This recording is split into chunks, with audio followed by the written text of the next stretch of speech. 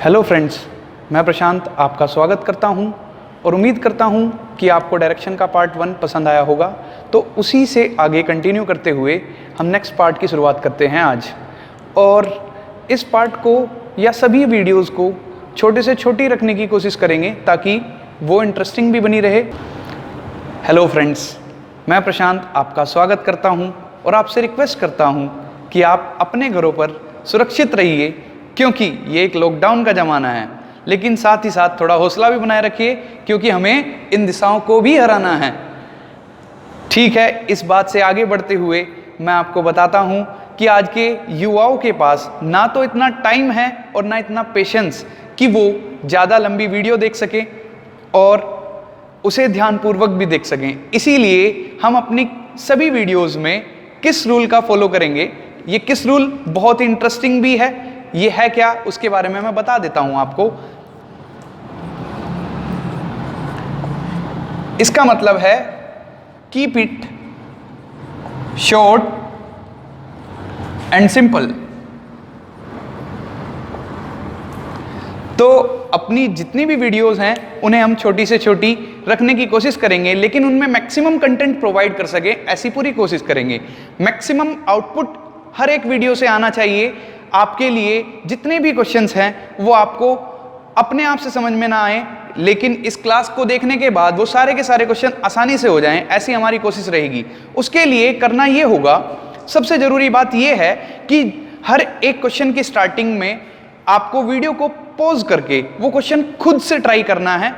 वो सही हो या गलत हो आपसे वो मायने नहीं रखता, लेकिन मायने ये रखता है कि आपने वो क्वेश्चन सही से ट्राई करा है, अपने 100% देने का कोशिश की है। अगर वो गलत आ जाता है, ऑप्शंस आपके सामने हैं, अगर वो आप मिसमैच करते हैं, आपके साथ नहीं मिलते, तो जो भी मैं सॉल्यूशन प्रोवाइड करूं उससे आप वो क्रॉस चेक कर सकते हैं, या जो भी मेथड मैं आपको बताऊंगा वो आप उस पर अप्लाई करके उसे कर सकते हैं। लेकिन करना आपको स्टार्टिंग में खुद ही पड़ेगा। स्टार्टिंग में आपको वीडियो को पॉज करके खुद से डेफिनेटली ट्राई करना है क्वेश्चन। इसी के साथ हम आगे बढ़ते हैं। लास्ट क्लास में जो हमने कराया था उसका मैं आपको रिकैप दिखा देता हूं। वो ये था कि डायरेक्शन जो है, यहां से इस पॉइंट से मैं नॉर्थ कंसीडर करूंगा, ऊपर की तरफ, नीचे की तरफ हो जाएगा साउथ, इधर ईस्ट और ये हो जाएगा वेस्ट। हर एक डायरेक्शन के बीच में 45 डिग्री का गैप होगा, 45-45। नॉर्थ और नॉर्थ ईस्ट के बीच में 45 डिग्री का गैप, ईस्ट और नॉर्थ ईस्ट के बीच में भी 45। ऐसे ही हर एक डायरेक्शन के बीच में 45-45 डिग्री का गैप होगा। तो यहां पर एक बात सबसे बड़ा कंफ्यूजन जो क्रिएट करती है वो लेफ्ट और राइट में आती है। मैंने लास्ट क्लास में भी बताई थी, मैं फिर से बता देता हूं। राइट जो कि क्लॉकवाइज डायरेक्शन होती है उसी को हम हिंदी में दक्षिणावर्ती भी बोलते हैं। लेफ्ट यानी कि एंटी क्लॉकवाइज, उसी को हिंदी में हम वामावर्त भी बोलते हैं। लेकिन एक बात को यह ध्यान में रखते हुए कि एक व्यक्ति साउथ में जा रहा है, अगर वो अपने राइट ओर मुड़ता है तो वो पूरा 90 डिग्री मूव करेगा, क्योंकि एक बार लेफ्ट या एक बार राइट का मतलब होगा 90 डिग्री मूव करना है। सेम वे 2 बार लेफ्ट या 2 बार राइट मूव करने के लिए कहे तो 180 डिग्री मूव करेगा। इसी तरीके से 4 बार लेफ्ट या 4 बार राइट मूव करने के लिए वो अगर आपसे कहता है तो जिस भी डायरेक्शन में होता है उसी डायरेक्शन में रहता है, मतलब कि कोई चेंज नहीं आता उसकी डायरेक्शन में। जैसे कि यहां नॉर्थ में है तो 4 बार राइट, 1 2 3 4, फिर से उसी डायरेक्शन में वापस आ जाता है। तो इन्हीं कंसेप्ट का इस्तेमाल करना है। मैंने कहा था आपको इस पूरे चैप्टर में केवल और केवल 3 बेसिक फिगर काम में आनी है। पहली है स्क्वायर, रेक्टेंगल और राइट एंगल ट्रायंगल। इन 3 बेसिक फिगर के साथ इस चैप्टर को खत्म करने की कोशिश करेंगे, जिनमें काफी अच्छे कंसेप्ट्स भी लगेंगे। इसी के साथ बढ़ते हैं हम अपने पहले सवाल की ओर, जो कि आप लोगों की स्क्रीन पर अब आ गया होगा। मैं उम्मीद करता हूं आपने क्वेश्चन को खुद से ट्राई करा होगा पहले, फिर अब आप देख सकते हैं सॉल्यूशन। जो भी आपका आंसर आया है उसको आप देख सकते हैं। यहां पर स्टार्टिंग में उसने कहा है कि मेरे और मेरे मित्र के बीच में 100 मीटर का फासला है। तो किसी एक पॉइंट पर मान लीजिए ए मैं खुद हूं और बी मेरा फ्रेंड है। इनिशियली हम दोनों के बीच में 100 मीटर का डिफरेंस है। ठीक है, हम दोनों ने एक दूसरे की ओर चलना स्टार्ट किया है। मतलब मैं इधर की तरफ जाऊंगा, मेरा फ्रेंड इस डायरेक्शन में आएगा।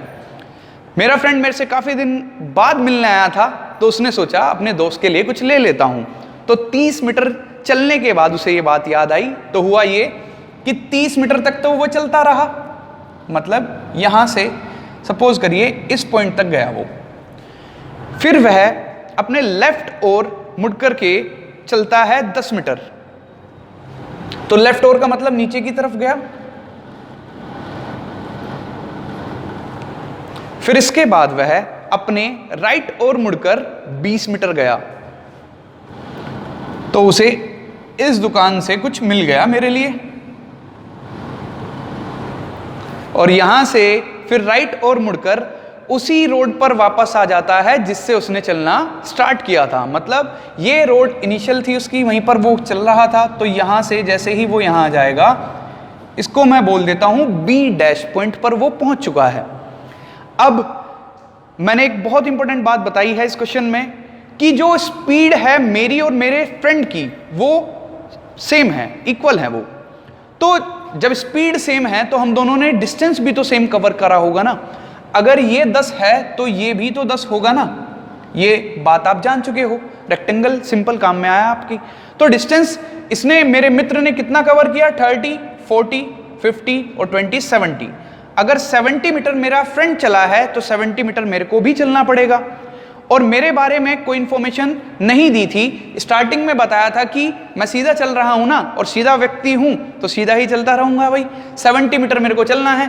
ये टोटल अगर 100 मीटर है ना, तो यहां से यहां तक 30 है, तो इस पॉइंट से इस पॉइंट तक ये डिस्टेंस 70 होगा, क्योंकि यहां से यहां तक ये 30 है, टोटल ये 100 है। ये बहुत आसान सी बात है। तो मैं यहां से चलना स्टार्ट किया, मैं इस पॉइंट तक पहुंच जाऊंगा, उसको ए डैश पॉइंट बोल दिया। और यही सवाल में पूछा हुआ था कि फाइनली हम दोनों के बीच में कितना फासला रहता है। तो यहां से देखिएगा, ये यहां से यहां तक 70 है, ये भी टोटल 70 चला है। अब यहां पर हम दोनों के बीच में कितना फासला बचा? ये 10 है, ये 10 है, ये 20 है, तो ये भी 20 ही होगा। और इस क्वेश्चन का आंसर क्या होगा? 20 मीटर।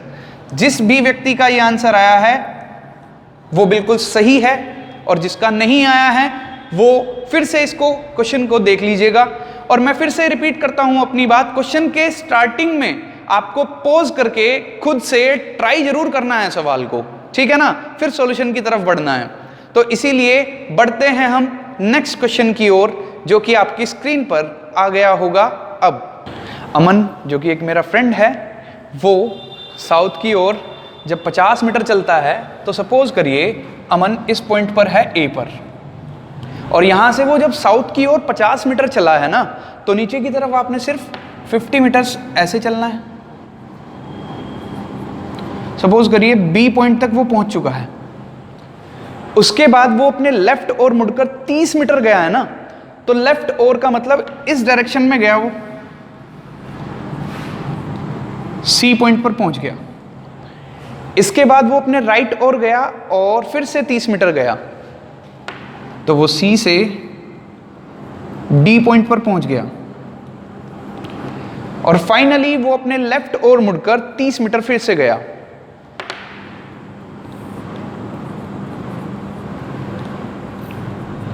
तो हमें बताना है direction and distance from initial point. तो यहां पर ये बड़ा ही सिंपल पड़ जाएगा आपको। मैंने कल ही कहा था आपको 3 बेसिक फिगर काम में आनी है, रेक्टेंगल, स्क्वायर या राइट एंगल ट्रायंगल। अब सबसे ज्यादा बड़ी गलती हम यहां पे क्या करते हैं, हम इन दोनों पॉइंट को ज्वाइन करने की कोशिश करते हैं, यहां से यहां तक और यहां से यहां तक। वो कभी भी मिनिमम डिस्टेंस नहीं होगा दोनों पॉइंट्स के बीच में। दोनों पॉइंट्स के बीच में अगर आपको मिनिमम डिस्टेंस निकालना है तो उन दोनों पॉइंट्स को ज्वाइन करना होगा। जैसे कि ए और ई को ज्वाइन कर दीजिए।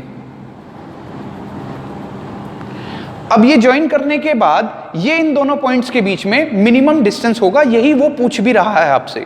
तो करना ये होगा कि इस पूरे ट्रायंगल को राइट एंगल ट्रायंगल बनाने की कोशिश करनी है। वो कैसे होगी, यहां पर देखिएगा, मैंने यहां पर एक परपेंडिकुलर डाल देना है ओ पॉइंट पर और उसको डी पॉइंट से ज्वाइन कर देना है।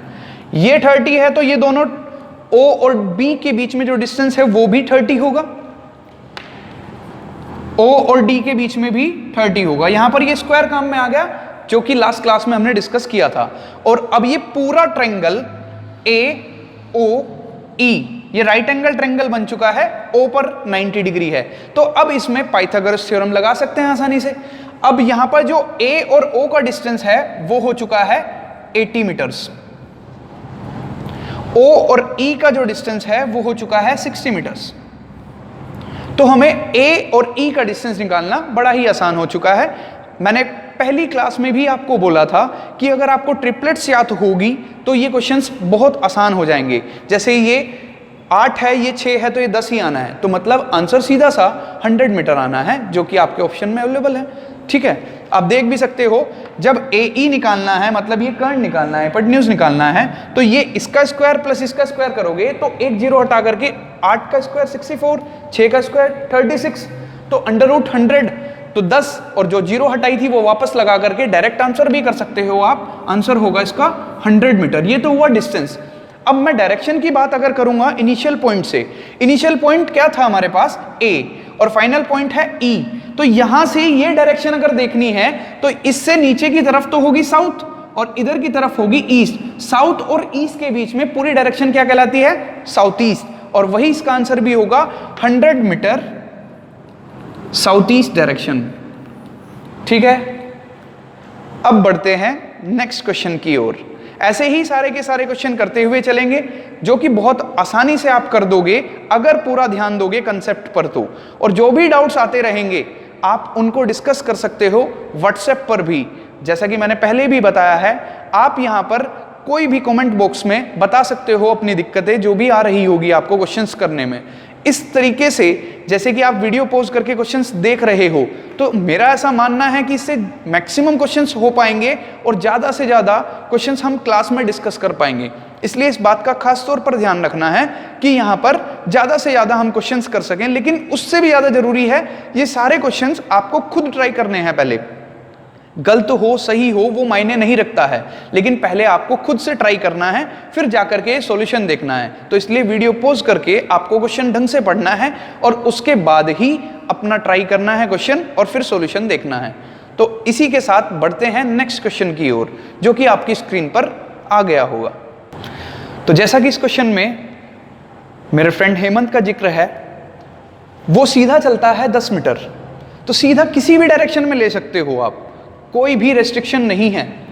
जैसे कि यहां से उसने चलना स्टार्ट किया, ये A पॉइंट है, सीधा यहां ले लो, इधर ले लो, किसी भी डायरेक्शन में ले सकते हो आप। इसमें कोई भी रेस्ट्रिक्शन नहीं है, हर तरफ से आंसर सेम ही आएगा। तो डायरेक्ट यहां से मैंने लिया सीधा 10 मीटर, और डिस्टेंस मैटर भी नहीं करता है क्योंकि मैंने इस क्वेश्चन में डायरेक्शन पूछी है आपसे। तो सीधा 10 मीटर चलने के बाद वो अपने राइट ओर मुड़ता है, राइट ओर, तो यहां से ये सीधा पूरा 90 डिग्री नीचे की तरफ चला गया है और 5 मीटर का डिस्टेंस भी कवर करता है। अब उसके बाद वो 45 डिग्री राइट ओर मुड़ता है। ये सबसे इंपॉर्टेंट लाइन है उसमें, 45 डिग्री राइट स्पेसिफिकली मेंशन कर दिया है उसमें एंगल उसने 45 डिग्री। अगर वो ये ना बोलता कि 45 डिग्री, तो आपने डायरेक्ट राइट ओर का मतलब ही क्या होता है? 90 डिग्री मैंने अभी मेंशन भी किया हुआ है पहले।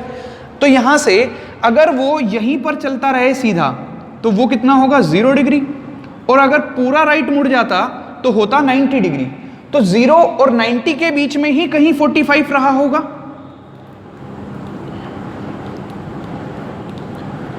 और ये डिस्टेंस भी उसने 3 मीटर कवर किया है, वो कोई भी उसके मायने नहीं है क्योंकि डिस्टेंस मैंने पूछा ही नहीं है, इसमें डायरेक्शन पूछी गई है।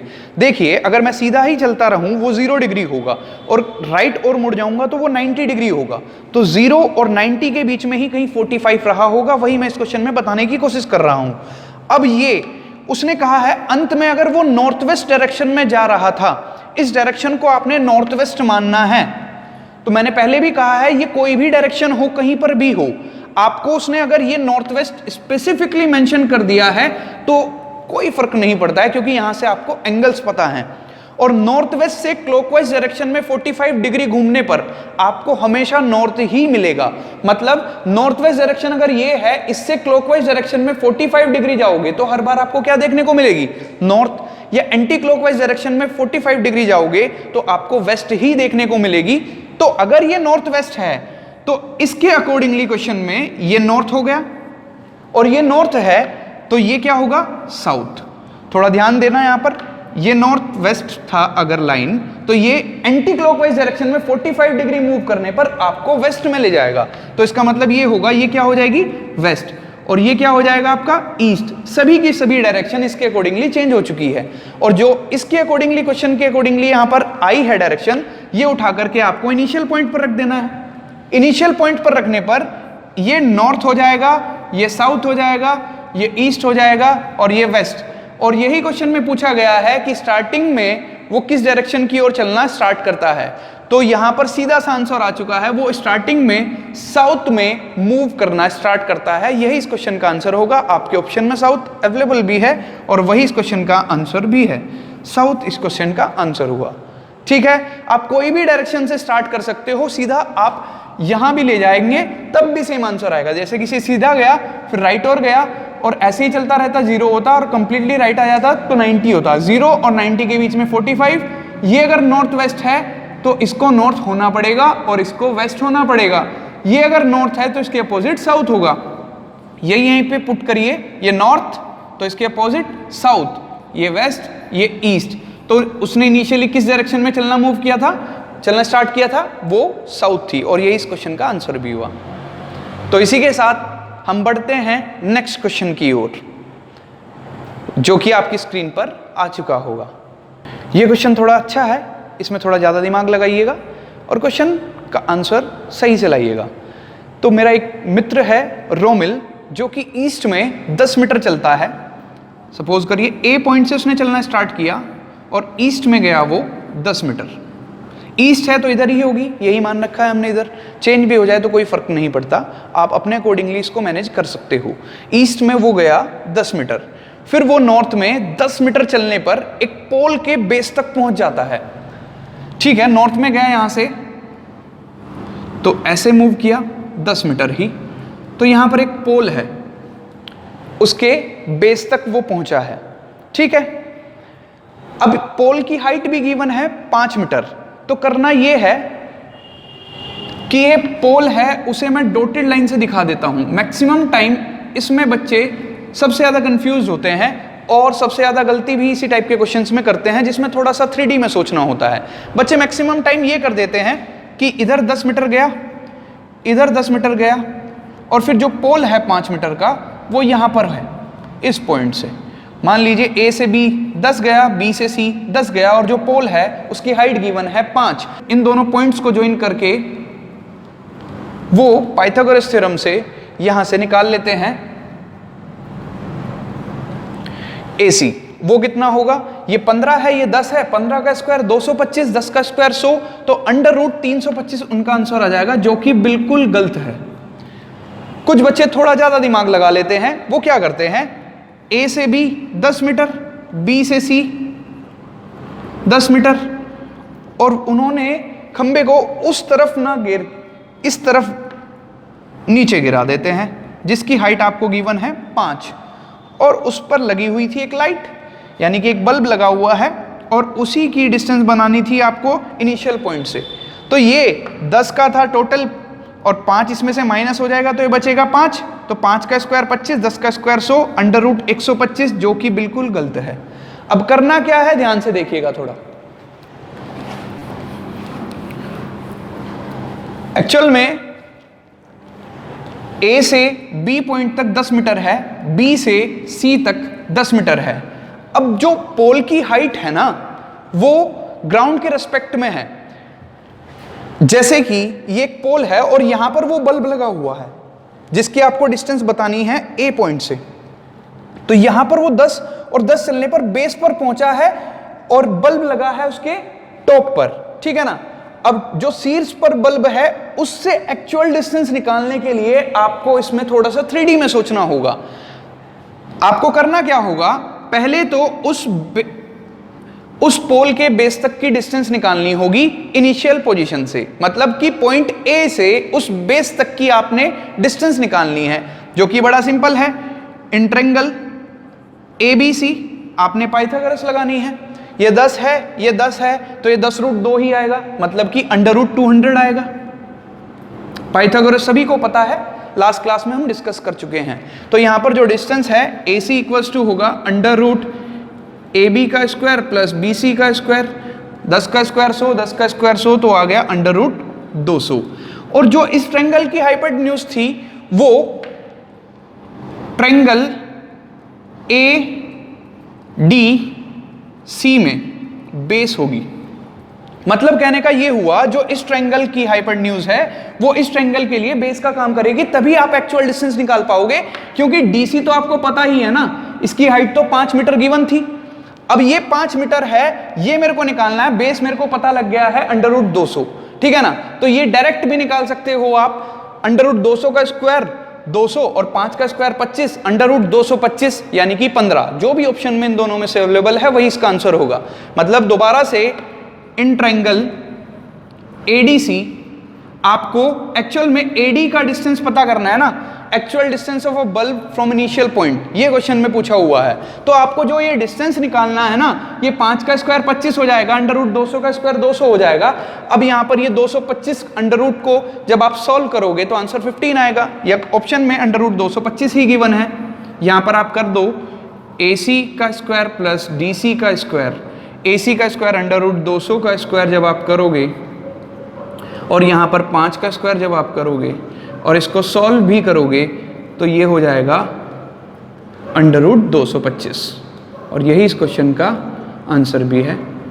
अगर बहुत सी बार 15 भी आ सकता है ऑप्शन में, तो ये आपको समझ में आ जाना चाहिए।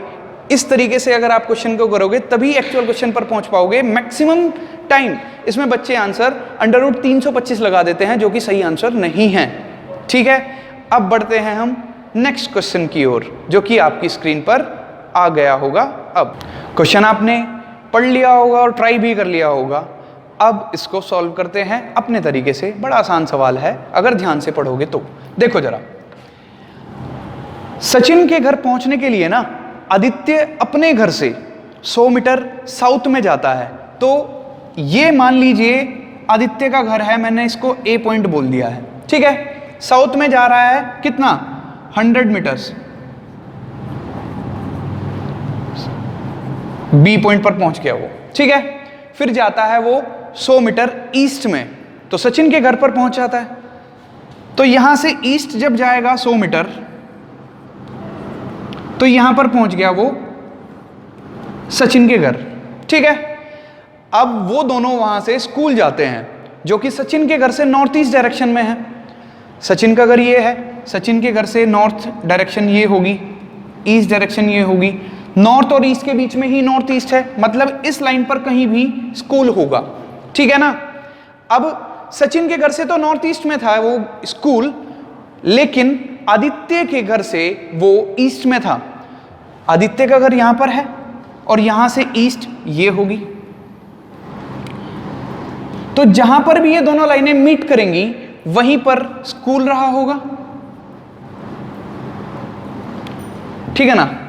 अब क्वेश्चन में मैंने पूछा क्या हुआ है, मैंने क्वेश्चन में पूछा हुआ है कि आदित्य के घर से स्कूल का डिस्टेंस क्या है और सचिन के घर से स्कूल का डिस्टेंस क्या है। अब यहां पर ये करने के तरीके हो सकते हैं दो। अगर आपको थोड़ा बहुत मैथ्स में इंटरेस्ट हो और आपने ट्रिग्नोमेट्री कभी पढ़ी हो, तो यहां पर थोड़ा सा ट्रिग्नोमेट्री का इस्तेमाल कर सकते हैं या डायरेक्ट भी कर सकते हैं। देखते हैं किस तरीके से। मुझे गिवन क्या है, मैं यहां से एक परपेंडिकुलर तो डाल ही सकता हूं ना सचिन के घर से, ठीक है। इसको मैंने बोल दिया O पॉइंट। यहां से A और B का डिस्टेंस 100 है, तो O और S का डिस्टेंस भी 100 होगा, इसमें तो कोई भी डाउट नहीं है। हमें यह भी पता है नॉर्थ और नॉर्थ ईस्ट के बीच में जो एंगल होता है वो 45 होता है, ये तो हमें पता ही है 90 है, ठीक है ना। ये अगर 45 है तो थोड़ा सा ट्रिग्नोमेट्री का इस्तेमाल कर लेते हैं, त्रिकोणमिति का इस्तेमाल कर लेते हैं, जो कि बहुत आसान सी वैल्यू है 1045। उसको तो सभी को पता रहता है ना, सभी बच्चे पढ़ते हैं अपने अपने तरीके से। इंग्लिश वाले पढ़ लेते हैं some people have curly brown hair through proper brushing, Hindi वाले पढ़ लेते हैं लाल बट्टे कक्का, जिसको जो भी याद हो उसके अकॉर्डिंगली।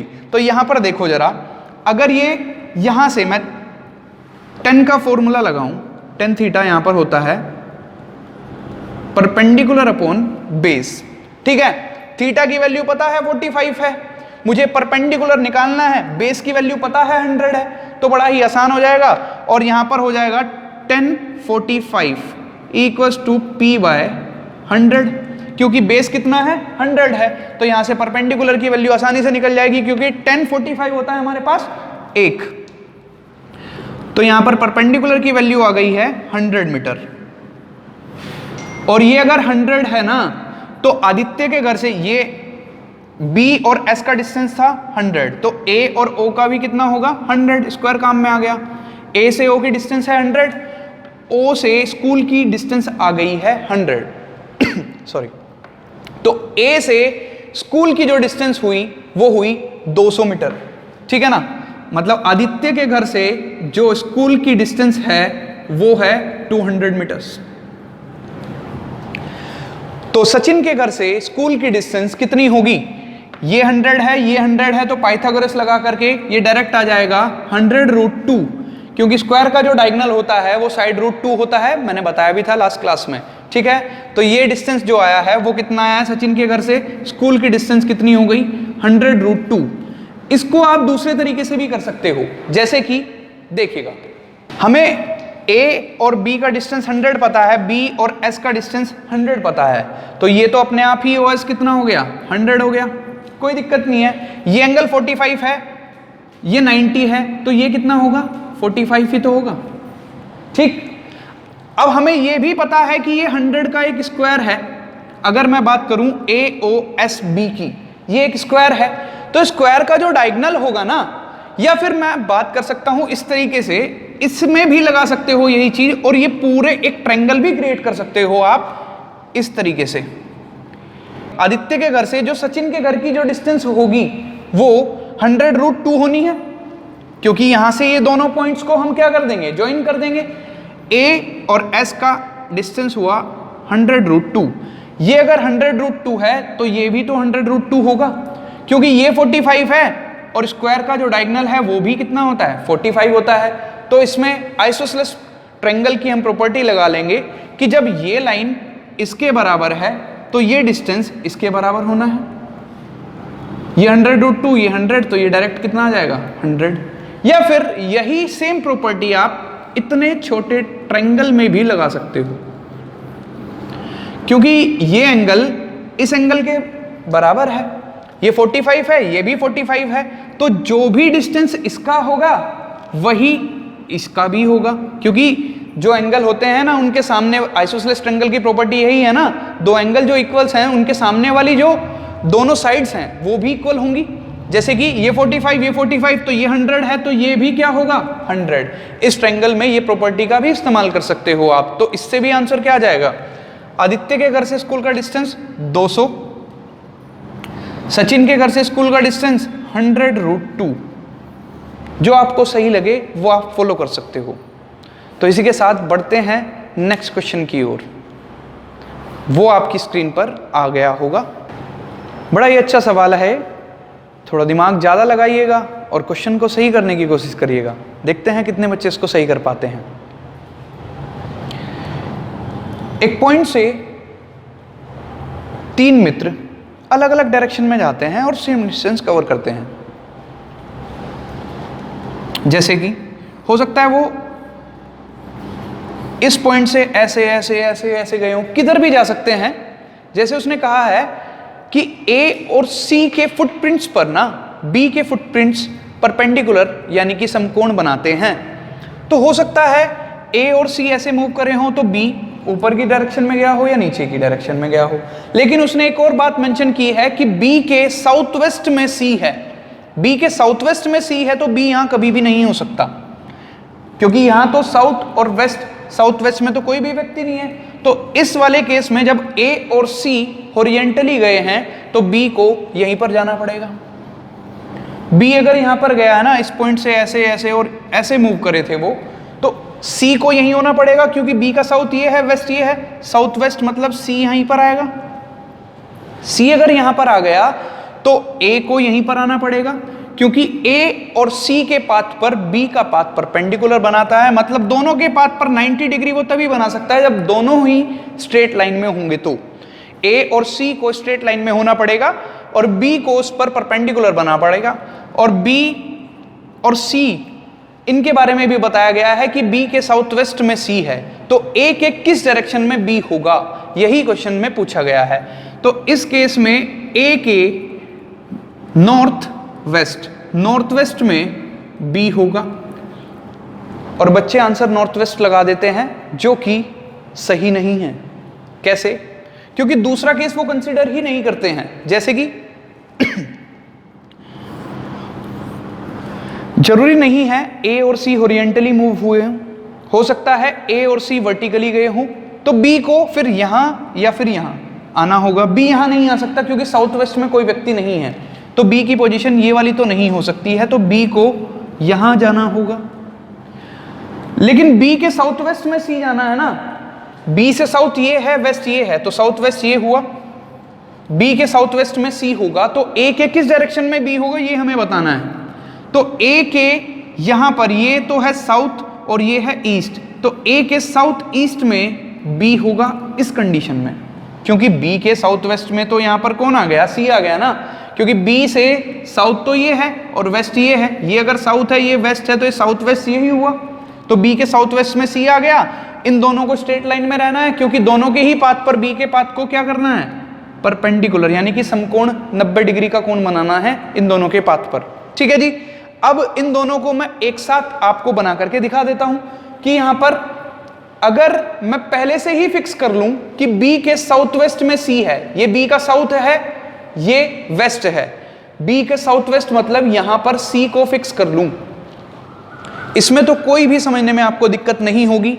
बी के साउथ वेस्ट में फिक्स कर दिया मैंने सी को, क्योंकि सबका डिस्टेंस सेम था, और यहां से ए और सी के पाथ पर बी का पाथ परपेंडिकुलर डालता है, तो यहां से देखो हो सकता है इस पॉइंट से ए बी सी ऐसे मूव करे हों, हो सकता है इस पॉइंट से ए बी सी ऐसे मूव करे हों, तो यहां से मेरे पास दो कंडीशन आती है। हो सकता है ए के यहां से देखा जाए ये साउथ है ये ईस्ट है, ए के साउथ ईस्ट में भी बी हो सकता है और ए के नॉर्थ वेस्ट में भी बी हो सकता है। इसलिए हम कंफर्म नहीं हैं कि इन दोनों में से कौन सा आंसर सही होगा, इसीलिए इन दोनों में इधर और की कंडीशन बन जाएगी और आपका आंसर हो जाएगा साउथ ईस्ट या फिर नॉर्थ वेस्ट, जो कि आपके ऑप्शन में अवेलेबल है, वही इसका आंसर होगा, इधर साउथ ईस्ट और नॉर्थ वेस्ट। ठीक है, सही सवाल था ये, थोड़ा दिमाग लगाना था इसमें। अब बढ़ते हैं इससे अगले सवाल की ओर, जो कि आपकी स्क्रीन पर आ गया होगा। अब अच्छा क्वेश्चन है ये भी। अभिनव जब चलना स्टार्ट करता है तो उसकी पीठ सूर्य की ओर होती है, तो कहीं से भी अगर आपने कंसिडर करना है, बच्चे इसमें भी बड़ी गलती करते हैं, स्टार्टिंग में सन को फिक्स मान लेते हैं ईस्ट में या वेस्ट में, जबकि हमें ध्यान रखना है इसमें कहीं पर भी टाइम मेंशन नहीं किया है। टाइम मेंशन नहीं किया है तो आपको कंसिडर करने होंगे दो केस। सबसे पहला कि अगर समय हुआ सुबह का, ठीक है ना, क्योंकि उसकी पीठ सूर्य की ओर थी, सूर्य तो फिक्स नहीं था ना, सन फिक्स नहीं है। इस केस में अभिनव जब चलना स्टार्ट करता है तो सूर्य जो है वो ईस्ट में है या वेस्ट में है। मैंने पहला केस कंसिडर किया कि भाई स्टार्टिंग में सुबह का समय हो रहा था और अभिनव ने जब चलना स्टार्ट किया तो उसकी बैक यानी कि इसकी पीठ सूर्य की ओर थी, तो अभिनव इस पॉइंट से चलना स्टार्ट कर रहा होगा, इस डायरेक्शन में जा रहा होगा। भाई इस डायरेक्शन में जब वो गया होगा तो उसने 10 मीटर का डिस्टेंस कवर किया। सपोज करिए ए से बी पॉइंट तक का डिस्टेंस है 10 मीटर, तो 10 मीटर चलने के बाद वो अपने लेफ्ट ओर मुड़कर 5 मीटर जाता है। तो जब वो इधर जा रहा था तो लेफ्ट ओर मतलब कि नीचे की साइड में गया वो 5 मीटर। फिर इसके बाद वह अपने राइट ओर मुड़कर फिर से 5 मीटर का डिस्टेंस कवर करता है। 5 मीटर का राइट ओर गया तो यहां से यहां तक का डिस्टेंस 5 मीटर।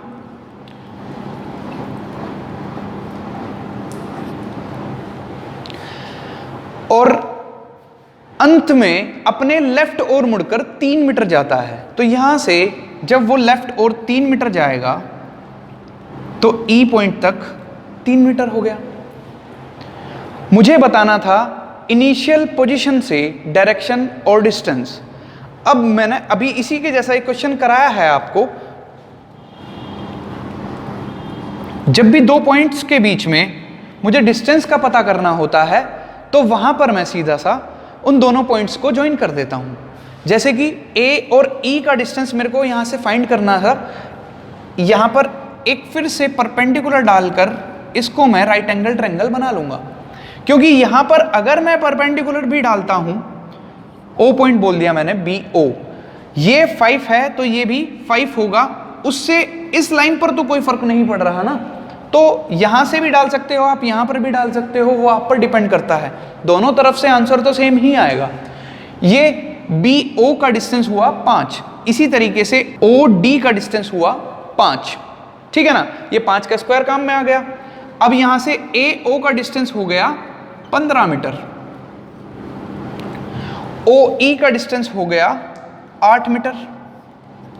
तो AE निकालना डायरेक्ट पाइथागोरस से भी कर सकते हो, ट्रिपलेट्स अगर आपको याद है, ये 15 है, ये 8 है, तो इसको 17 ही होना पड़ेगा, नहीं तो आपने यहां पर पाइथागोरस थ्योरम का इस्तेमाल करते हुए इसको फाइंड कर लेना है।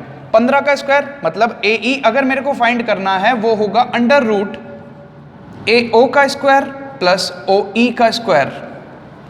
इसमें AO की लेंथ है 15, 15 का स्क्वायर 225, OE है 8, 8 का स्क्वायर 64, और ये हो गया हमारा अंडर रूट 289, और ये वैल्यू हुई 17 मीटर। तो ये तो हुआ डिस्टेंस। अब डायरेक्शन में अगर देखना चाहूं इनिशियल पॉइंट से, तो इनिशियल पॉइंट क्या था? A।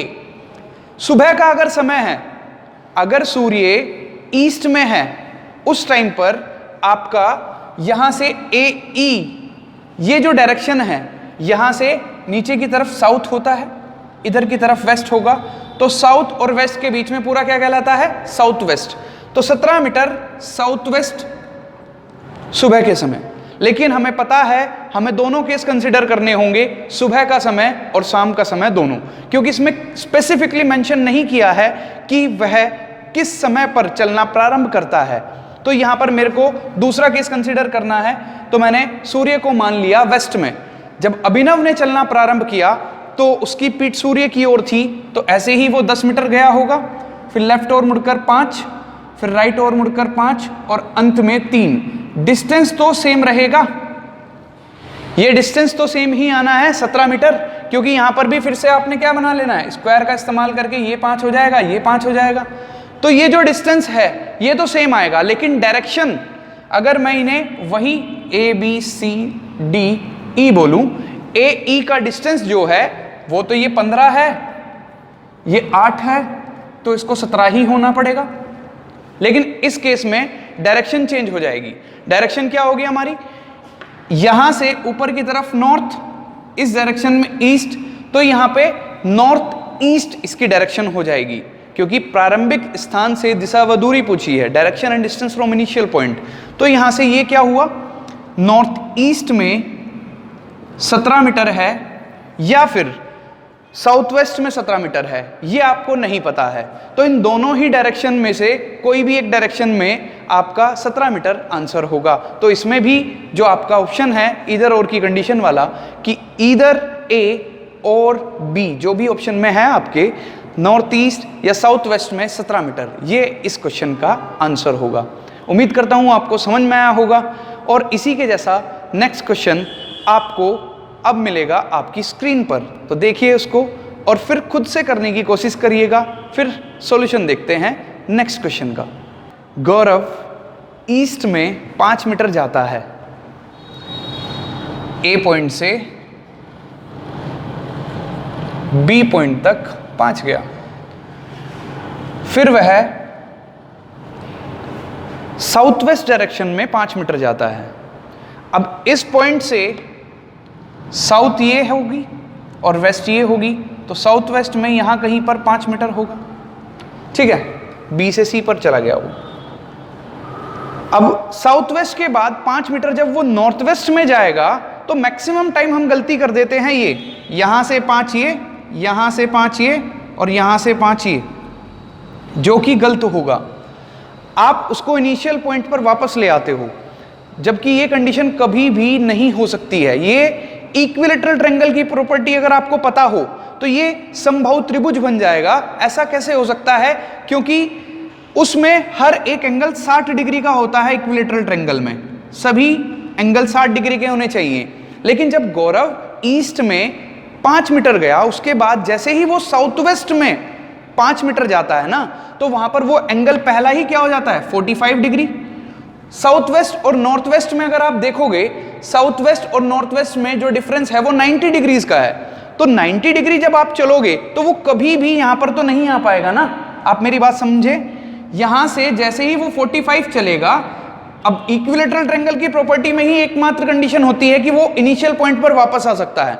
जब ये एंगल पहला ही 45 हो चुका है तो वो कभी भी यहां पर लौट करके इनिशियल पॉइंट पर नहीं आ सकता है। इसलिए ये कंडीशन बिल्कुल भी नहीं बनेगी।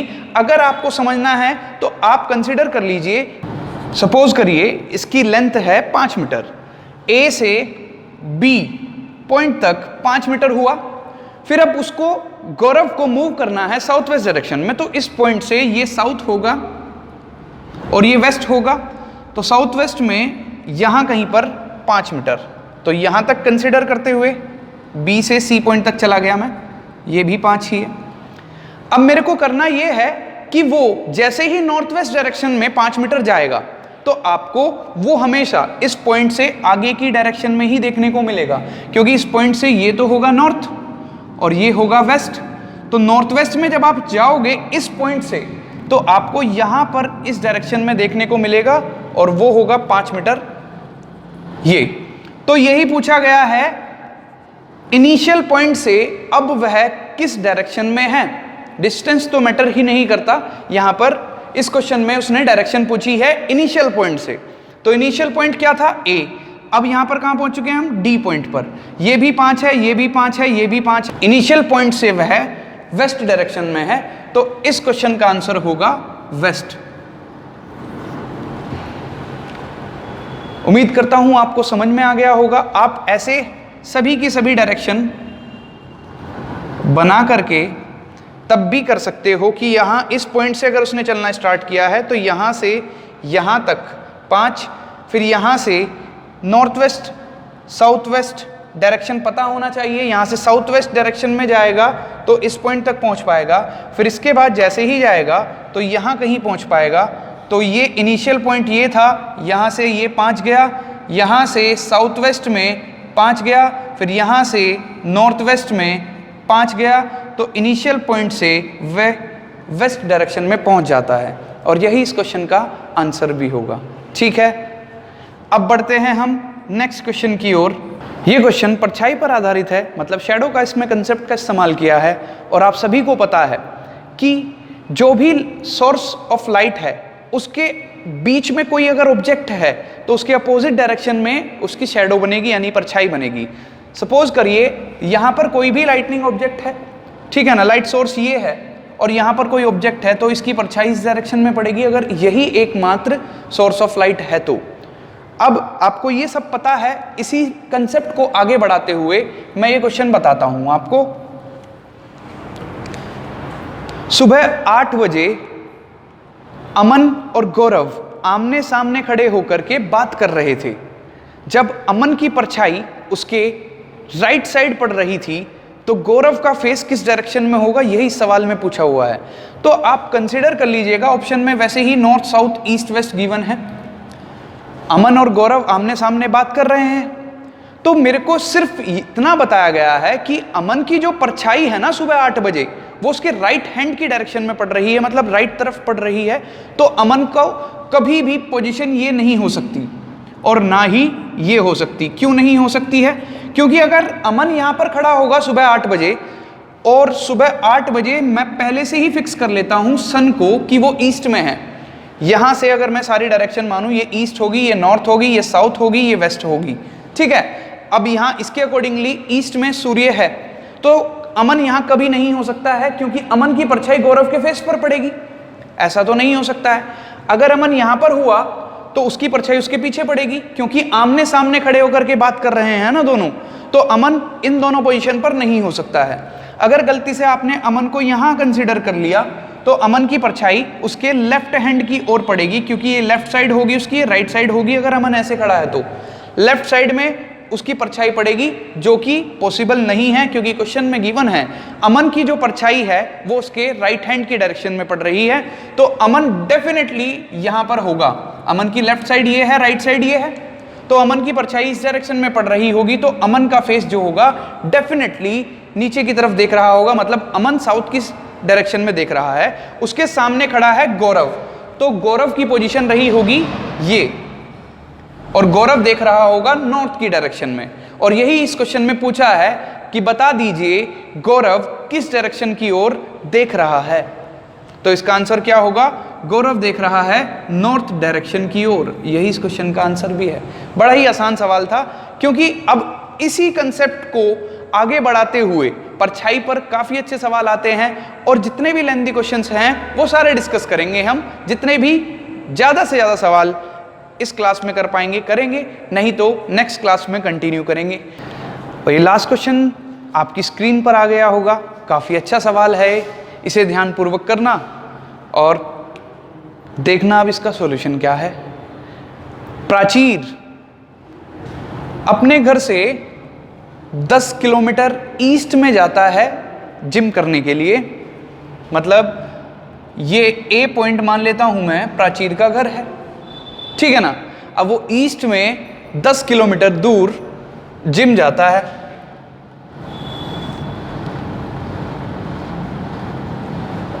यहां पर है जिम, लेकिन जिम और उसके घर के ठीक बीच में एक शॉप है।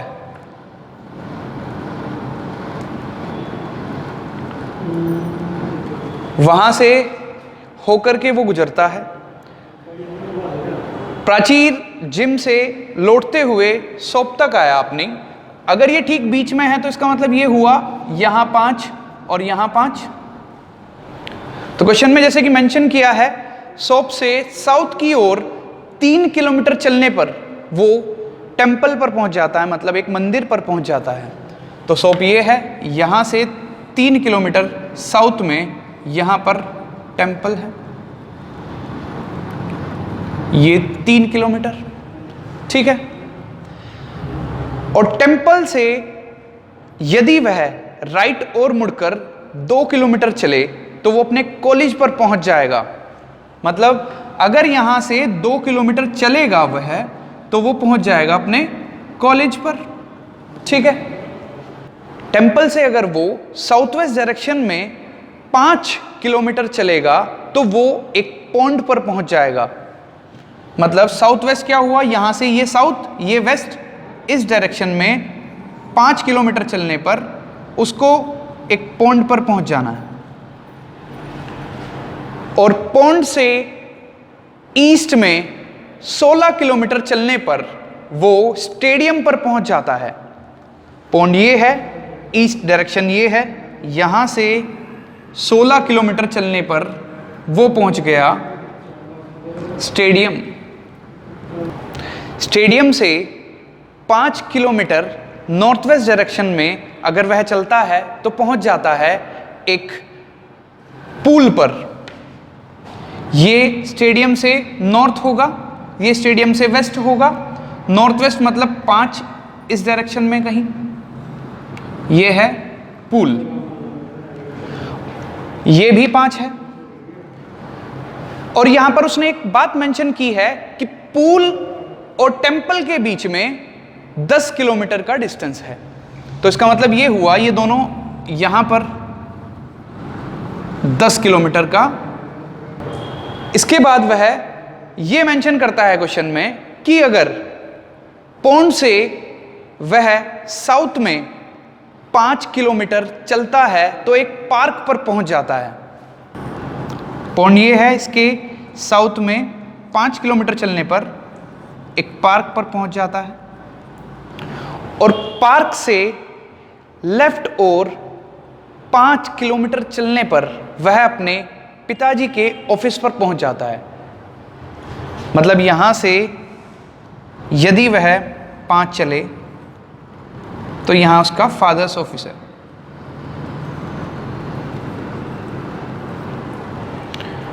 और नेक्स्ट लाइन में उसने मेंशन किया है पॉन्ड से 3 किलोमीटर ईस्ट पर अगर वो चलता है तो ठीक टेम्पल के साउथ में होता है। इसका मतलब ये हुआ कि यदि वो पोंड से 3 किलोमीटर चले तो टेम्पल के ठीक साउथ में आ जाए, तो मतलब यहां पर इस पॉइंट को मैं O बोल देता हूं, और ये टेम्पल से O पॉइंट तक की दूरी कितनी हो जाएगी? 5, क्योंकि ठीक टेम्पल के साउथ में पहुंच जाता है। इसको मैं बोल देता हूं पॉइंट O। ये अगर 3 है तो ये कितना हो जाएगा हमारे पास? 4 हो जाएगा। ठीक है ना, ये ट्रिपलेट है 3 4 5 की, और यही इस क्वेश्चन को सॉल्व करने में सबसे ज्यादा हेल्प करेगी आपकी। सबसे पहला सवाल तो ये था कि आपको बताना है कि टेम्पल उसके फादर के ऑफिस से किस डायरेक्शन में है। अब हमें पता है ये 3 है, तो यहां तक ये भी 3 होगा और आगे ये 2 होगा, क्योंकि ये टोटल 5 था। यहां से ये 5 है। हमें सिर्फ ये ध्यान रखना है कि जो टेम्पल है वो उसके फादर के ऑफिस से डेफिनेटली नॉर्थ वेस्ट डायरेक्शन में रहा होगा, क्योंकि यहां से ये नॉर्थ होगी और ये वेस्ट होगी। नॉर्थ और वेस्ट के बीच में पूरा क्या कहलाता है? North west. तो आपके पहले क्वेश्चन का आंसर क्या हो जाएगा कि जो टेम्पल है वो उसके फादर के ऑफिस से नॉर्थ वेस्ट डायरेक्शन में है। और दूसरा जो कि सबसे जरूरी सवाल है कि अगर मुझे स्टेडियम से शॉप की दूरी निकालनी है तो वो कितनी होगी। उस केस में हमें कंसीडर करनी है यहां पर पाइथागोरस थ्योरम। मैंने पहले भी कहा है, जिन भी 2 पॉइंट्स के बीच में हमें डिस्टेंस फाइंड करना होता है उन दोनों पॉइंट्स को ज्वाइन कर लेंगे हम। अब यहां पर मुझे ये जो दुकान है स्टेडियम से कितनी दूरी पर है ये पता करना है, तो ये एक राइट एंगल ट्रायंगल बन जाएगा आपको इस तरीके से। ये सबसे जरूरी बात है। अब यहां पर अगर आप देखें इस दुकान से O पॉइंट तक की दूरी कितनी है? ये 3 है, ये 4 है, तो ये टोटल हो गया आपका 7 किलोमीटर की तो हो गई हमारे पास हाइट। मतलब ये जो लंब है ये है 7, और ये टोटल 16 था ना। यहां से यहां तक की दूरी, पौंड से स्टेडियम की दूरी 16 थी, और पौंड से O पॉइंट तक की दूरी है 3। तो यहां से O पॉइंट से अगर मैं स्टेडियम की डिस्टेंस निकालना चाहूं तो ये हो जाएगी 13, और ये अगर 13 है, ये अगर 7 है, तो आप आसानी से निकाल सकते हो शॉप से स्टेडियम की दूरी, क्योंकि इसमें आप पाइथागोरस थ्योरम लगाओगे। इस डिस्टेंस को अगर आपने निकालना है तो ये हो जाएगा √7 का स्क्वायर प्लस 13 का स्क्वायर, और ये निकल करके आ जाएगा आपका √218। यही आपके ऑप्शन में अवेलेबल होगा और यही इस क्वेश्चन का आंसर होगा। तो ये क्वेश्चंस आपकी समझ में आए होंगे, ऐसी मैं उम्मीद करता हूं। और जितने भी क्वेश्चंस हो सकते हैं वो क्लास में डिस्कस करेंगे। ज़्यादा लेंदी नहीं बनानी है क्लास, क्योंकि मैंने स्टार्टिंग में ही आपको बताया था वीडियो को छोटी से छोटा रखना है और ज़्यादा से ज़्यादा कंसेप्ट आपको प्रोवाइड करने हैं, जिससे कि आपका इंटरेस्ट भी बना रहे और मैक्सिमम आउटपुट आप निकाल सको। स्मार्ट स्टडी करनी है हमने, ये आप सभी को पता है। इसीलिए आपको कोई भी बुक को फॉलो करते हुए उनके क्वेश्चंस लगाने हैं।